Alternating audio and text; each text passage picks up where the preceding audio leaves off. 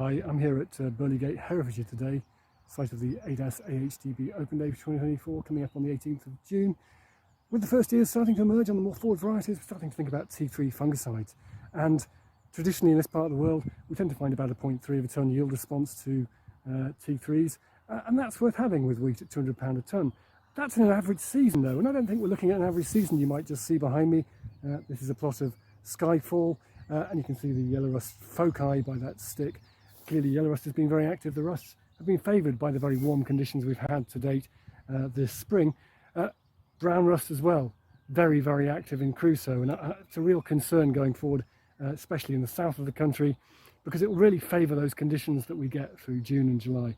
Septoria, although it's probably not quite as evident now because leaves have emerged and the latent period is quite long, we are seeing quite high levels of Septoria, and that on the more forward and earlier plantings could be a real concern.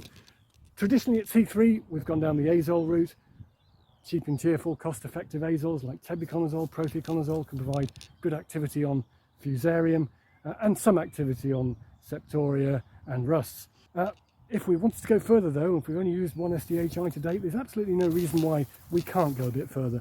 Things like Vimoy, Miravis-based programs, they too will add a lot of activity on Septoria. They'll also add a bit on rusts, especially Vimoy, which has very good rust activity.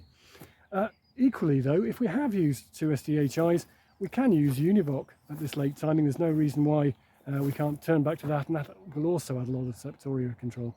Also, I mean, Myrisa has good activity on fusarium. The AHDB graphs have shown that, and there's no reason we can't use that in combination with floxaperoxide, that will add quite a lot of rust activity to that as well. So there are options. We can go further. See what you've got in the spray store and consider what sort of a yield response you're likely to get. Clearly this is one for the better crops.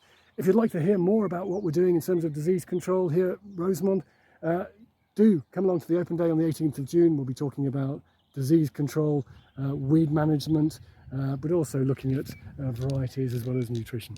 Hope to see you there.